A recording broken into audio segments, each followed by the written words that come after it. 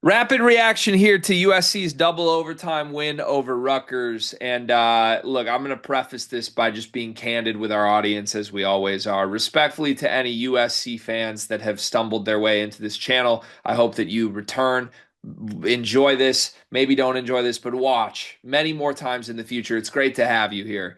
Let me be extremely clear. I wanted Rutgers. I bet Rutgers. Everyone on earth, I think, with a beating heart that isn't from the general Los Angeles era or a direct family member of the Claude family, wanted to see more Dylan Harper and Ace Bailey in this tournament and doesn't really care about seeing any more Rayshon Agee. Respectfully, he was great in this game. But I can't really process what I just saw. I don't know how Rutgers dug such a big hole early, and I certainly don't know how they blew a 5 point lead with a minute left late. I have some thoughts on it. But are you like me where you're coming into this just frustrated from a sense of like, damn, you wanted to see more of the two freshman studs, and you felt like we should see more of the two freshman studs, but they blew this one. That's what happened. They blew this one. Yeah, I thought they did enough to get across the finish line in this one. And look, we'll talk more about it. Credit to USC for winning this game, but they were up early. Rutgers battled back. The press really bothered USC in this basketball game. You saw a team trying to break a press without a point guard that's present, I think, even on the roster. And courtesy of some missed free throws of Rutgers, USC was able to take advantage. And Des Claude and Wesley Yates were incredible in this game, and they got Rayshon Agee as well. If anyone wants a quick recap on what those three guys did in this game, it was something like this. Shout out to the Heatles. You got Wesley Yates there, you got Des Claude, and then you got my guy Agee right in the back. There's Chris Bosh. He was 2 of 4 from three in this game. He pitched in 23 points, 11 rebounds, and 5 assists to go along with it as well. And they needed every bit of it. And look, this USC team, they really depend a lot on their five to get it done. And typically it's the two guys, it's Claude and Yates. But in this game, they were able to get good performances from Agbo, who had a double-double in this game. Like I just said, AG had almost a triple-double with 23, 11, and 5. And St. Thomas pitched in with 4, 7, and 5. So they got Oh, a little he bit. pitched. Was he on a Yeah, pitch count? yeah, he's on pitch count, but he pitched Okay. in. But yeah, I think if you're a Rutgers fan or person who's watching with Rutgers' rooting interest in mind, you have to say nothing but they kind of gave this game away. They had it won. Make free throws, get up out of there. You're playing tomorrow. They could not do it. They gave it away a bazillion ways, though. Like, I understand I'm not supposed to come on here and be biased. And look, I'm not a Rutgers fan, so I don't really think I am biased. Are you? Did you just shovel a one solo popcorn kernel in your mouth also? Yeah. I had no idea that's what was going on. I mean, we Look, got multiple overtime games going on, and I can't have a bowl of popcorn. Rutgers lost this game in the first 20 minutes as much as they lost it in the final minute. That's my frustration. This team didn't get off the bus. This team could not have been more disengaged early. Dylan Harper looked like he didn't care.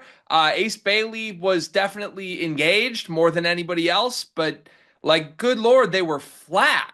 It was flat defensively. The whole thing was just flat. Offensively, I have no idea what they were even doing. I was waiting for Dylan Harper to like look like he wanted to be aggressive for the first 18 minutes of this basketball game. It didn't happen.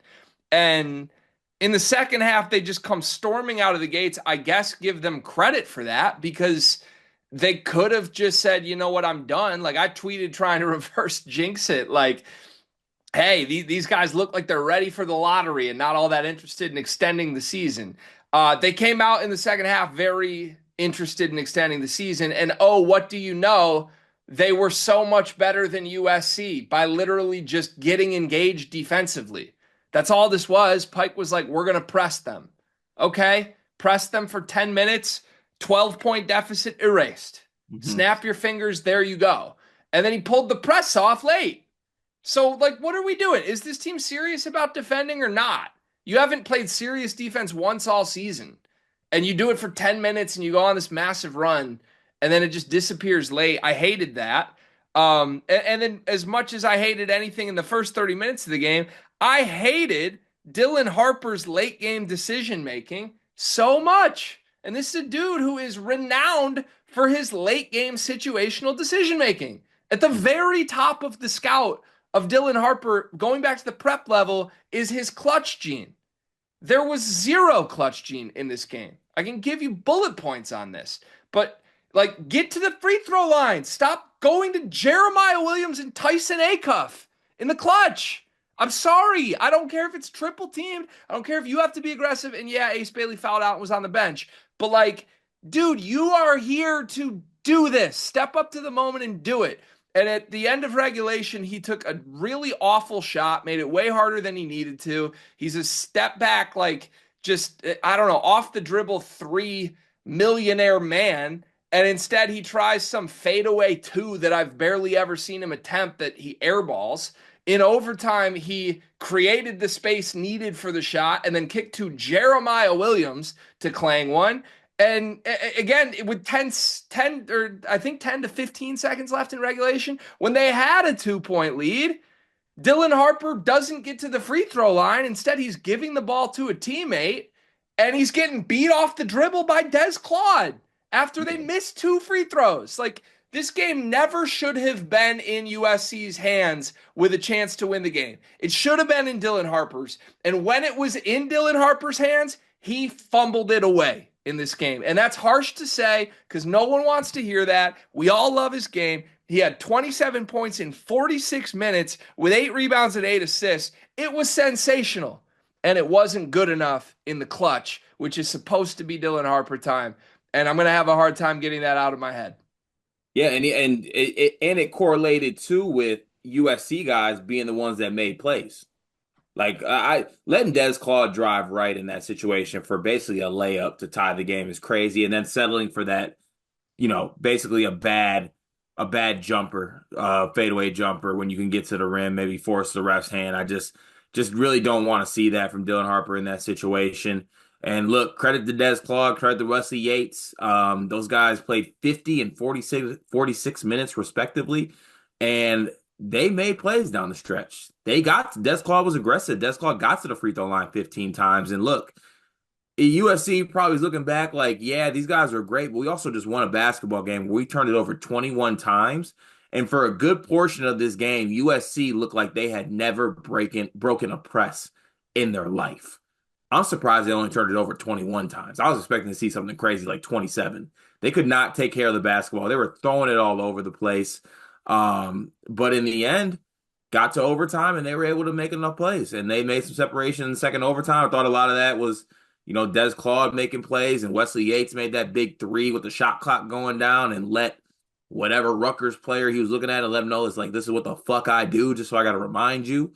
And, look, just a gamer-like performance from USC. And I think you got to give, as much as you do want to say Rutgers and those guys let down, which they did, there does need to be a little bit of credit to, I give credit to Muss and I give credit to like the big two and some of the other supporting cast on USC for making enough plays down the stretch.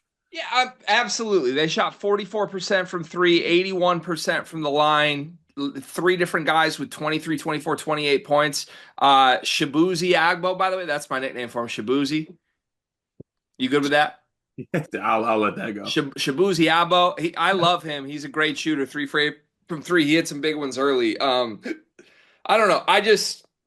Again, I'm soured by the fact that like I was clearly pulling for Rutgers, but again, I think the whole world was pulling for Rutgers, and I just feel let down by the way Dylan Harper approached this end game. Nearly as important to anything that happened from Harper was the fact that Ace Bailey fouled out and was not available in either of the overtimes. I thought this was a little bit of a Kasparis Yakashonis situation from him of like, dude, get out of the way and stop committing stupid fouls. He earned his 3 in the first half. What did you make of his performance in this game? I just think that in the position that these Rutgers guys are in, do they not have a little bit of leeway to let things go defensively? What do you mean? Just get out of the play and let it go? Just I have the hardest time with this. And I don't know. I've just never been able to resonate with it. It is really easy not to foul. Because like Right. you have the ability to maybe even lack on the defensive end because you have been told not to foul. Just do not foul. It's not that hard. Don't reach. Don't put yourself in that position. You do not have to foul. And Yeah. it hurt them. It hurt them because they had two overtimes that they had to play without their best player in a moment where Dylan Harper was letting them down and Dylan Harper was kicking to Jeremiah Williams. Yeah, I said to you at one point, like, damn, I wish they could just get the ball to Ace Bailey here in a tie Yeah, game with 20 seconds left. And he's out. instead, yeah, it's like, can't do it. Shout out to Peichel, by the way, because Jordan Durcock, who started like 15 games for this team, gave you a whopping 2 impressive minutes in this game. Emmanuel Agbole, who started the entire non-conference for this team, gave you a super impressive 1 rebound in 2 minutes in this game. Peichel is a great guy, I hear, Cart. What do you got to say about Bus? Can I get some Must bars? Yeah, I'll give you must bars in a second. Can I? Are we allowed to go there? Of course. Pike should lose his job for this season. You think? And I like Peichel. I understand he's a great person. This was such a botch job of a year that goes against everything that Rutgers has been good at under Peichel. And again, the two guys that like you spent half your season thinking Durcock and Agbole were your dudes. They played 4 minutes combined in a double overtime game with your season on the line. You wasted everyone's time. You wasted Harper's time. You wasted Bailey's time. You wasted every single role player on this roster's time, not knowing which ones can help you and which ones can't. And most importantly to me, you wasted the fan base's time. This was an embarrassment of a season. Cart, this USC team, I understand they played well. This has been a dead team walking for a month. They lost 5 of 6, 6 of 7, something like that to end the regular season. They got to fly across the country for this game. You got the second and third pick in the draft, and you can't win a damn game in the Big Ten tournament. You've been the overachiever, all the toughness shit. Stars don't matter. Well, guess what? When you get stars and you spit out a 15-17 season, and you'll never bring type of talents like that back into this program again, I've seen enough, man. This is one of the worst coaching jobs in an individual season I have ever seen from a coach in my life. Yeah, no, it was pretty bad. And the one leeway I'll get is that Pike should realize that this is not his lane. He can't play this game because this team was terrible. And look, we said some things that are endearing about USC. Let's not get it twisted. This was a sub 500 team, and you got top five draft picks, and you can't find a way to win this game. That's just it's unfathomable. Yeah, it's not acceptable at all. But here we are. I doubt he will lose his job, but man, as a Rutgers fan, I think I would just be completely gutted from a season like this. Muss bars. Muss is going to be a dude. I also said that to you offline because I really don't like anything about this roster except for Wesley Yates, who's awesome. And Des Claude's very good too. I mean, no disrespect to Des Claude. This team doesn't have a point guard. This team doesn't have a center. They just got a bunch of 6'6" dudes that can hoop. And he's made this team extremely competitive at times this year. I've always said I believe in Muss in March. It's March. Here we are. And he didn't go out without a fight tonight. When he gets some more players in here, when he gets a more well-built roster, has one more offseason under his belt, I think he's going to be a factor in this league. Yeah, a fight on next year, by the way. You're on the bandwagon formally right now? Yeah, like I said, that USC might finish top four in the league this year. It's just delayed a year. Okay. I don't hate that whatsoever. As we've done for every team in this tournament thus far, Cart, could you please take a moment to commemorate the year that was for the Rutgers Scarlet Knights? It is extremely hard to finish under 500 in the league and under 500 overall with two top five draft picks. I don't care who else is on the roster. Everyone, every man, every person needs to take a deep, long look in the mirror. But first in line should be Coach Peichel. This is unacceptable. I hope you get better for it because I like you. But this is not it, my good brother in Piscataway. This is not it. I'm looking forward to seeing Dylan Harper and Ace Bailey outside of a Peichel offense. That's going to be fun. I will always like both of these players. I actually did really enjoy tuning into Rutgers games this year, even though it was a mess of a product. But I'm not going to lie to you, Cart. It's going to take me roughly 6 months to look at Dylan Harper without seeing the two overtimes of this game. Yeah, fair. And that hurts because I love Dylan Harper, and right now he broke my heart.